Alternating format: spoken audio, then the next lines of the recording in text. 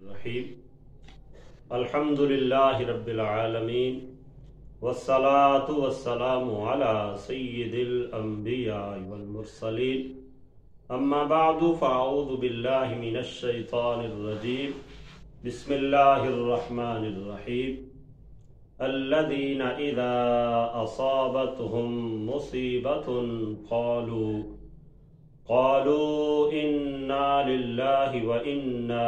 इलैहि राजिऊन उलाइका अलैहिम सलावातुम मिर रब्बिहिम रहमह व उलाइका हुमुल मुहतदून। सदक़ल्लाहुल अज़ीम। अहबाब दी वकार, अल्लाह ताला के फजल और तौफीक से हमें सूरह बकरा की आयत नंबर 156 और 157 नंबर तिलावत करने की सआदत हासिल हो रही है। इन दो आयात में भी अल्लाह जल्ला शानुहु ने सब्र व तहम्मुल के हवाले से बयान किया कि जो बंदा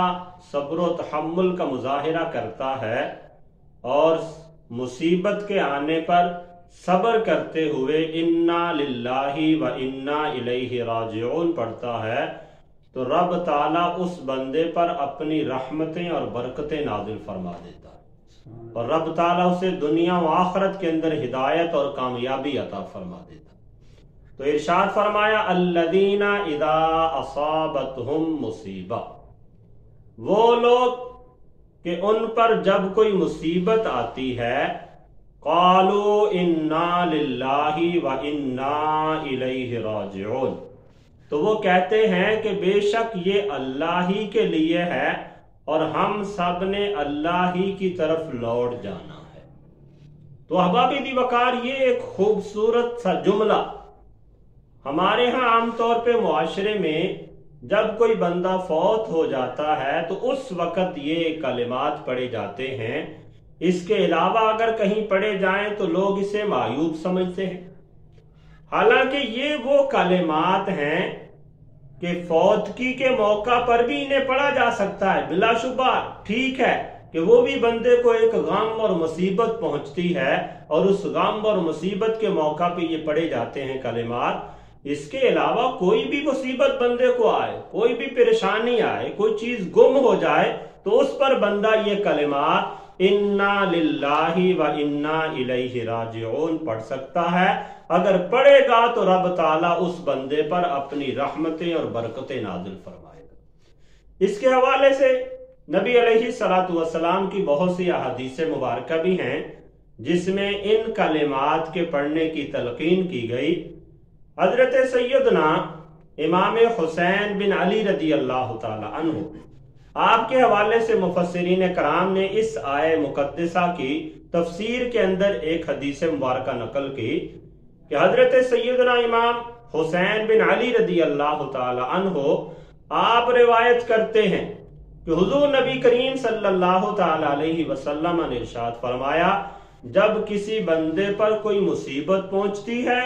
और वो उस पे सब्र व तहम्मुल करके इन्ना लिल्लाहि व इन्ना इलैहि राजिऊन पढ़ता है और उसके बाद जब भी कभी उसे वो मुसीबत या परेशानी वाली बात याद आती है तो वो उस वक्त दोबारा इन्ना लिल्लाहि व इन्ना इलैहि राजिऊन पढ़ता है। तो नबी अलैहि सलाम ने इरशाद फरमाया, अगरचे मुसीबत को गुजरे हुए अरसा दराज हो चुका हो, लेकिन जब भी इस बंदे को वो मुसीबत याद आई और उसने उस मुसीबत के याद आने पर ये कलिमात पढ़ लिए, तो रब ताला जितना सवाब पहले दिन जब मुसीबत उसे आई थी अता फरमाता है, उतना ही सवाब रब ताला दोबारा उस बंदे के नामे अमाल में दाखिल फरमा देता है। ये कितना बड़ा इनाम है कि जब भी बंदे को किसी मुसीबत जो बंदे पे पहले गुजरी थी वो याद आए तो बंदा उसी वक्त ये कलिमात पढ़ ले, तो रब ताला जितना पहले सवाब दिया था उतना ही रब ताला दोबारा भी अता फरमा देगा। इसी तरह एक हदीस मुबारका नबी करीम सल्लल्लाहु अलैहि वसल्लम के हवाले से ये भी है कि आका करीम सल्लल्लाहु अलैहि वसल्लम एक मर्तबा अपने सहाबा कराम के दरमियान तशरीफ फरमा थे। रात का वक्त था कि अचानक चराग बुझ गया تو جب چراغ بجھ گیا، اندھیرا ہوا، تو نبی علیہ الصلوۃ والسلام نے اس وقت بھی یہ کلمات انا للہ و انا الیہ راجعون پڑھے۔ صحابہ کرام کو تعجب ہوا، عرض کرنے لگے یا رسول اللہ، یا حبیب اللہ، کیا یہ بھی کوئی مصیبت کی بات ہے کہ اس پر بھی یہ کلمات پڑھے جائیں؟ تو نبی علیہ السلام نے ارشاد فرمایا، ہاں میرے صحابہ، جو چیز بھی بندہ مومن کو اذیت پہنچاتی ہے وہ اس بندے کے لیے مصیبت ہے، اور اس پر صبر کرتے ہوئے اگر بندہ یہ کلمات پڑھے گا تو رب تعالیٰ اسے اجر و ثواب عطا فرمائے گا۔ تو یہ ہمارے ہاں عام طور پہ معاشرے میں ایسے ہوتا ہے کہ اس طرح کے کوئی معاملات ہو جائیں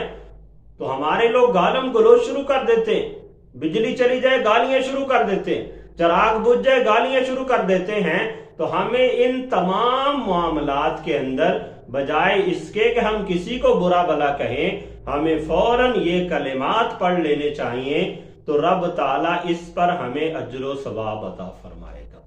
اسی طرح حضرت سیدنا عبداللہ بن عباس رضی اللہ تعالیٰ عنہ سے مروی ایک حدیث مبارکہ ہے، آپ بیان فرماتے ہیں کہ نبی علیہ الصلوۃ والسلام نے ارشاد فرمایا کہ میری امت کو ایک ایسی چیز عطا فرمائی گئی ہے جو اللہ تعالیٰ نے دیگر امتوں کو عطا نہیں فرمائی،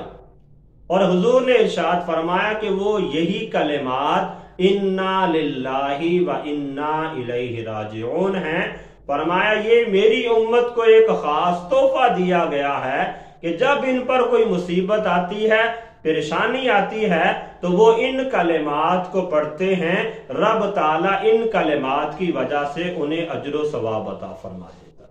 تو احباب دی وقار بارکات، اللہ جل شانہ نے ارشاد فرمایا کہ جو اللہ کے نیک بندے ہیں ان پر جب بھی کوئی مصیبت آتی ہے، پریشانی آتی ہے، تو وہ صبر و تحمل کرتے وقت، صبر و تحمل کرتے ہوئے اللہ کو یاد کر کے انا للہ و انا الیہ راجعون پڑھتے ہیں، اور جب وہ یہ عمل کرتے ہیں تو رب تعالیٰ انعام کیا عطا فرماتا ہے۔ اگلی آیت میں اللہ جل شانہ نے ارشاد فرمایا اولئک علیہم صلوات من ربہم رحمہ، فرمایا یہ وہ لوگ ہیں، یعنی جن پر کوئی مصیبت آئی اور انہوں نے انا للہ و انا الیہ راجعون کہا، تو رب تعالیٰ نے فرمایا کہ یہ وہ لوگ ہیں کہ جن پر رب تعالیٰ کی طرف سے رحمتیں اور رب تعالیٰ کی طرف سے صلوات ان بندوں پہ نازل ہوتی ہیں۔ اور پھر آگے ارشاد فرمایا وَأُولَئِكَ هُمُ الْمُهْتَدُونَ، اور یہی وہ لوگ ہیں جو ہدایت پانے والے ہیں۔ تو پتہ چلا کہ جو بندہ کوئی مصیبت آئے تو مصیبت آنے پر واویلا نہ کرے،